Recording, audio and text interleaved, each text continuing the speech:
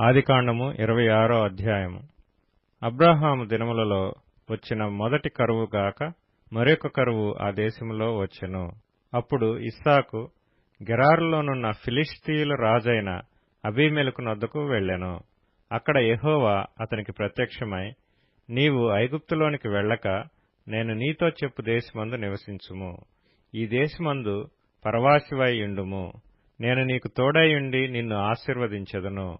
ఏలయనగా నీకును నీ సంతానమునకును ఈ దేశములన్నీయు ఇచ్చి నీ తండ్రి అయిన అబ్రాహాముతో నేను చేసిన ప్రమాణము నెరవేర్చి ఆకాశ నక్షత్రముల వలె నీ సంతానమును విస్తరింపచేసి ఈ దేశములన్నీయు నీ సంతానమునకు ఇచ్చెదను. నీ సంతానము వలన సమస్త భూలోకములోని సమస్త జనులు ఆశీర్వదింపబడుదురు. ఏలయనగా అబ్రాహాము నా మాట విని నేను విధించిన దాని నా ఆజ్ఞలను, నా కట్టడలను, నా నియమములను గైకొనెనని చెప్పెను. ఇస్సాకు గెరారులో నివసించెను. ఆ చోటి మనుష్యులు అతని భార్యను చూచి ఆమె ఎవరని అడిగినప్పుడు అతడు ఆమె నా సహోదరి అని చెప్పెను. ఎందుకనగా రిబ్కా చక్కనిది గనుక ఈ చోటి మనుష్యులు ఆమె నిమిత్తము నన్ను చంపుదురేమో అనుకొని తన భార్య అని చెప్పుటకు భయపడెను.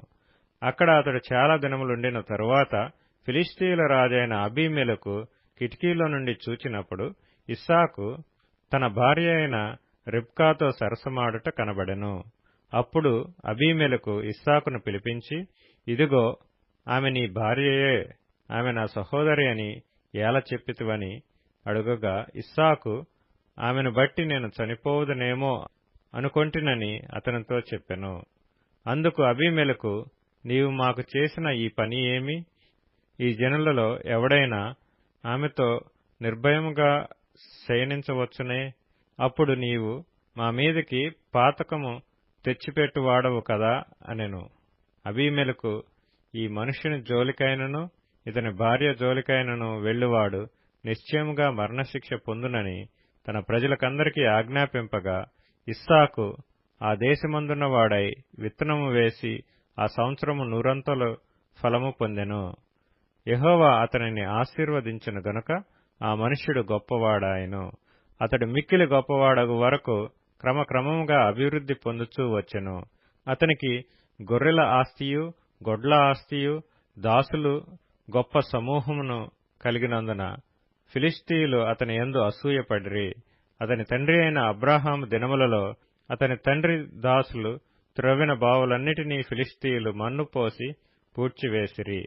అబీమెలెకు, నీవు మాకంటే బహు బలం గలవాడవు గనుక మా యొద్ద నుండి వెళ్లిపొమ్మని ఇస్సాకుతో చెప్పగా ఇస్సాకు అక్కడ నుండి వెళ్లి గెరారు లోయలో గుడారం వేసుకుని అక్కడ నివసించెను. అప్పుడు తన తండ్రి అయిన అబ్రాహాము దినములలో త్రవ్విన నీళ్ల బావులు ఇస్సాకు తిరిగి త్రవ్వించెను. ఏలయనగా అబ్రాహాము మృతి పొందిన తరువాత ఫిలిష్తీయులు వాటిని పూడ్చివేసిరి. అతడు తన తండ్రి వాటికి పెట్టిన పేళ్ల చొప్పున తిరిగి వాటికి పేళ్లు పెట్టెను. మరియు ఇస్సాకు దాసులు ఆ లోయలో త్రవ్వగా జలలు గల నీళ్ల బావి దొరికెను. అప్పుడు గెరారు కాపరులు ఇస్సాకు కాపరులతో జగడమాడి, ఈ నీరు మాదే అని చెప్పిరి గనుక వారు తనతో కలహించినందున అతడు ఆ బావికి ఏసెకు అని పేరు పెట్టెను. వారు మరియొక బావి త్రవ్వినప్పుడు దాని కొరకును జగడమాడిరి గనుక దానికి సిత్నా అని పేరు పెట్టెను. అతడు అక్కడి నుండి వెళ్లి మరియొక బావి త్రవ్వించెను. దాని విషయమై వారు జగడమాడలేదు గనుక అతడు, ఇప్పుడు యెహోవా మనకు ఎడము కలుగజేసి ఉన్నాడు గనుక ఈ దేశమందు అభివృద్ధి పొందుదుననుకొని దానికి రహెబోతు అని పేరు పెట్టెను. అక్కడి నుండి అతడు బెయేర్షెబాకు వెళ్ళెను. ఆ రాత్రియే యెహోవా అతనికి ప్రత్యక్షమై, నేను నీ తండ్రి అయిన అబ్రాహాము దేవుడను, నేను నీకు తోడైయున్నాను గనుక భయపడకుము. నా దాసుడైన అబ్రాహామును బట్టి నిన్ను ఆశీర్వదించి నీ సంతానమును విస్తరింపచేసెదనని చెప్పెను. అక్కడ అతడు ఒక బలిపీఠము కట్టి యెహోవా నామమున ప్రార్థన చేసి అక్కడ తన గుడారము వేసెను. అప్పుడు ఇస్సాకు దాసులు అక్కడ బావి త్రవ్విరి. అంతటా అబీమెలెకును అతని స్నేహితుడైన అహుజతును అతని సేనాధిపతి అయిన ఫీకోలును గెరారు నుండి అతని యొద్దకు వచ్చిరి. ఇస్సాకు, మీరు నా మీద పగబట్టి మీ యొద్ద నుండి నన్ను పంపివేసిన తరువాత ఎందునిమిత్తము నా యొద్దకు వచ్చి ఉన్నారని వారిని అడగగా వారు నిశ్చయముగా యెహోవా నీకు తోడైయుండుట చూచితిమి గనుక మనకు అనగా మాకును నీకును మధ్య ఒక ప్రమాణం ఉండవలననియు మేము నిన్ను ముట్టక నీకు మేలే తప్ప మరేమియూ చేయక నిన్ను సమాధానముగా పంపివేసితిమి గనక నీవును మాకు కీడు చేయకుండునట్లు నీతో నిబంధన చేసుకొందుమనియు అనుకొంటిమి. ఇప్పుడు నీవు యెహోవా ఆశీర్వాదం పొందినవాడవనిరి. అతడు వారికి విందు చేయగా వారు అన్నపానములు పుచ్చుకొనిరి. తెల్లవారినప్పుడు వారు లేచి ఒకనితో ఒకడు ప్రమాణం చేసుకొనిరి. తరువాత ఇస్సాకు వారిని సాగనంపగా వారు అతని యొద్ద నుండి సమాధానముగా వెళ్ళిరి.